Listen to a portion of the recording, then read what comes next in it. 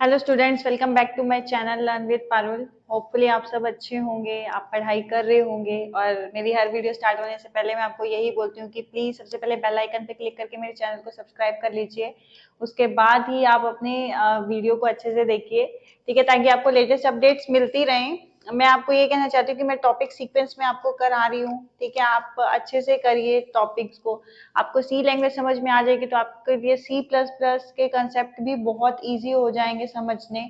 अभी आप बेसिक समझिए कि सी होती क्या है, सी के प्रोग्राम्स हम लिखते कैसे हैं, लॉजिक्स कैसे लगाते हैं, फिर आप इजीली सी के प्रोग्राम्स भी जनरेट करने लग जाएंगे, ठीक है। लास्ट जो क्लासेस थी मैंने उसमें आपको स्ट्रक्चर से रिलेटेड दो चीजें करा दी थी। एक मैंने हैश डायरेक्टिव कराया था आपको, और एक मैंने मेन फंक्शन के बारे में आपको बताया था। आज मैं जो मेन स्ट्रक्चर होता है सी प्रोग्राम का वो आपको डिफाइन करने वाली हूँ। देखिए, सबसे पहले हम क्या करते हैं, डॉक्यूमेंटेशन करते हैं। डॉक्यूमेंटेशन का मतलब होता है जब भी आप कोई प्रोग्राम लिखते हो, आपने कभी देखा है फाइल बनाते हो तो आप लिखते हो कि find out the even number, find out the prime number, ये आप लिखते हो ना ऊपर। तो अगर ये सी प्रोग्राम में आप लिखना चाहते हो तो आप वो एज ए डॉक्यूमेंटेशन यूज करते हो, उसको हम लिखते हैं कमेंट में। वो आपका प्रोग्राम का पार्ट नहीं होता, सिर्फ डिफाइन करने के लिए होता है कि आप प्रोग्राम में क्या करने वाले हैं, ठीक है। जैसे ये देखो, documentation consists a set of comment lines giving name of a program and other details। जैसे अगर मान लो मैं इवन नंबर का कर रही हूँ तो मैं क्या करूंगी, program to find out even numbers, और इसको बंद कर दूंगी। इसका मतलब क्या है कि ये कमेंट के अंदर चला गया। कमेंट का मतलब है ये प्रोग्राम का पार्ट नहीं है। अगर आप कुछ भी इस सिंबल के बीच में लिखते हो, ये कमेंट सिंबल है, तो वो आपके प्रोग्राम में एग्जीक्यूटेबल लाइन नहीं होगी, वो सिर्फ एक कमेंट होता है। आप चाहे ABCD कुछ भी लिख लो, वो आपका प्रोग्राम का पार्ट नहीं होगा, ठीक है। और इसे हम क्या बोलते हैं, कमेंट बॉक्स का सिंबल। ये कमेंट्स के सिंबल होते हैं इन सी प्रोग्राम में, ठीक है।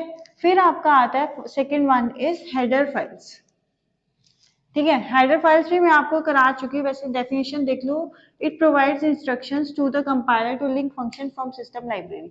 अब मैंने बहुत सारी हेडर फाइल्स के बारे में आपको बताया था, प्रोसेसर बताए थे, तब मैंने बताया था stdio.h standard input output library होती है। इनपुट आउटपुट को कंटेन करने के लिए हम जो भी यूज करते हैं वो हेडर फाइल हमारी stdio होती है। conio.h में हमारी कंसोल इनपुट आउटपुट होती है, जिसके अंदर आपका क्या कहते हैं कि गेट ch, क्लियर स्क्रीन, ये सब फंक्शंस यूज होते हैं आपके।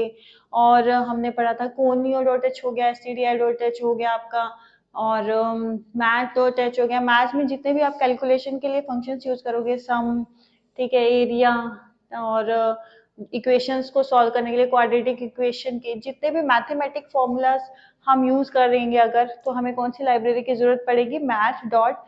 ये सारी आपकी क्या थी, हेडर फाइल्स थी। इसको हम किसके साथ यूज करते हैं, hash include, pre processor directive के साथ ही हम इसको डिफाइन करते हैं, और ये प्रोग्राम के बिगनिंग में डिफाइन की जाती है, ठीक है। हेडर फाइल्स आपको समझ में आ गया। थर्ड आप लिखते हो सिंबॉलिक कांस्टेंट। सिंबॉलिक कांस्टेंट क्या होता है, जैसे कि अगर आपको कोई भी सिंबॉलिक वैल्यू डिफाइन करनी है, मैंने लास्ट क्लास में भी आपको बताया था सिंबॉलिक कांस्टेंट के बारे में। जैसे हमने पाई की वैल्यू डिफाइन की थी, तो हैश डिफाइन सिंबॉलिक नेम और उसकी वैल्यू।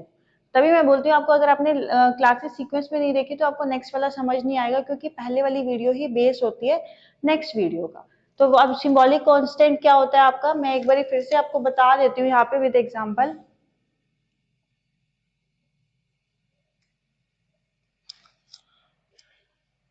सपोज मुझे पाई की वैल्यू देनी है, तो मैं लिखूंगी हैश डिफाइन, सिंबल का नाम क्या है पाई, और वैल्यू दे दी 3.14, ठीक है। अब इसमें मैं क्या करूंगी कि मैंने क्या किया, सिंबॉलिक कांस्टेंट था पाई, उसको उसकी वैल्यू क्या कर दी, डिफाइन कर दिया। तो सिंबॉलिक कांस्टेंट में हम क्या करते हैं, जो सिंबॉलिक वैल्यूज होती हैं वो डिफाइन करते हैं यूजिंग डिफाइन डायरेक्टिव, ठीक है। अब आपका आता है next global declaration. Global declaration का क्या मतलब होता है, ग्लोबल का मतलब क्या होता है, सबको पता है, इंग्लिश वर्ड है। क्या होता है ग्लोबल डिक्लेरेशन, ग्लोबल होता है वर्ल्ड वाइड। अगर मान लो मैंने स्टार्टिंग में वैल्यू दे दी कि ए की वैल्यू 4 है, तो पूरे प्रोग्राम में जितनी भी स्टेटमेंट है उन सबके लिए उस ए की वैल्यू क्या होगी, 4 होगी। ग्लोबल का मतलब होता है सभी के लिए, पूरे फंक्शन के लिए ग्लोबली जो वैल्यू डिफाइन की जाए उसे हम क्या बोलते हैं, ग्लोबल डिक्लेरेशन। ठीक है, समझ में आ गया कि हमने ये पूरे प्रोग्राम में ये ही वैल्यू यूज करनी है, इसे हम बोलेंगे ग्लोबल डिक्लेरेशन। फिर आपका आता है मेन फंक्शन। मेन फंक्शन की मैं प्रीवियस वीडियो में ऑलरेडी क्लास डाल चुकी हूँ। मेन फंक्शन आपका क्या होता है, जो कि सेट ऑफ इंस्ट्रक्शन को प्रोग्राम को एग्जीक्यूट करने में हमारी हेल्पफुल करता है। पूरे प्रोग्राम में सिर्फ एक ही मेन फंक्शन होता है, अगर मल्टीपल होंगे तो कंपाइलर को पता नहीं चलेगा कि आपका प्रोग्राम स्टार्ट कहाँ से हो रहा है और प्रोग्राम एंड कहाँ पर हो रहा है। तो ये आपका क्या होता है, मेन फंक्शन होता है। इसमें दो पार्ट होते हैं आपके, डिक्लेरेटिव पार्ट होता है और एग्जीक्यूटेबल पार्ट होता है। डिक्लेरेटिव पार्ट में क्या होता है, आप सारी की सारी वैल्यू डिक्लेयर करते हो और एग्जीक्यूटेबल में उस वैल्यू को एग्जीक्यूट करते हो। कैसे, अगर मान लो मैं कहूं a is equal to 2, b is equal to 3 और c में कहूं कि a प्लस b कर दूं, तो मैंने डिक्लेयर भी करा वैल्यू को और एग्जीक्यूट भी किया। तो ये सब मैं किस में करूंगी, मेन फंक्शन के अंदर करूंगी। तो मेन फंक्शन कंटेन टू सब parts, that is declaration part and executable part.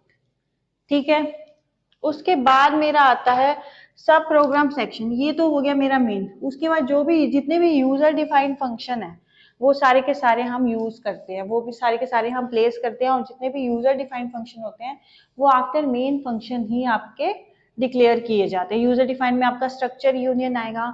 बेटा ये अभी फ्लो में है, ये सारी चीजें आप जो इन डिटेल आप आगे पढ़ोगे। अभी सिर्फ बेसिक पार्ट स्टार्टिंग से हम सी लैंग्वेज समझ रहे हैं कि होता क्या है, कैसे करते हैं, प्रोग्राम लिखते कैसे हैं। आज मैंने आपको सी प्रोग्राम का बेसिक स्ट्रक्चर बताया कि हम इस सीक्वेंस में सी का प्रोग्राम लिखेंगे। ठीक है, और मैं बताऊंगी कि कैसे लिखेंगे। जैसे सबसे पहले आपका डॉक्यूमेंटेशन है तो हमने लिख रहा कि प्रोग्राम इज इवन और ओड। हेडर फाइल में मैं सारी लाइब्रेरीज लिखूंगी, हैश इंक्लूड जो भी कॉनियर डॉट एच। ठीक है, हैश डिफाइन कोई भी वैल्यू अगर पाई जैसी वैल्यू डिफाइन करनी है तो वो डिफाइन करूंगी। ग्लोबल डिक्लेरेशन मैंने इंट डाल दिया, इंट ए की वैल्यू 2 है। फिर मेन फंक्शन स्टार्ट किया, फिर उसमें मैंने एडिशन कर दिया और बंद कर दिया। देखो इस फॉर्म में ही हम ये प्रोग्राम लिखेंगे सी का। मैं आपको एक एक प्रोग्राम कराऊंगी, हर एक ऑपरेटर का एक एक प्रोग्राम कराऊंगी, इन डिटेल कराऊंगी। बस आप कॉन्टिन्यूटी में अपनी पढ़ाई करते रहें। ठीक है, ये आपका बेसिक स्ट्रक्चर था सी प्रोग्रामिंग का, सी प्रोग्राम का। ठीक है, और अगर मेरी वीडियो अच्छी लग रही है तो आपको क्या करना है, मेरी वीडियो को लाइक करना है और आप कमेंट बॉक्स में कमेंट भी डाल सकते हो। और आप अगर आपको कोई भी क्वेरी पूछनी है तो व्हाट्सएप ग्रुप ज्वाइन कर सकते हो, उसका जो लिंक है आपको डिस्क्रिप्शन में मिल जाएगा। नेक्स्ट क्लास में मिलते हैं नेक्स्ट टॉपिक के साथ। Thank you so much.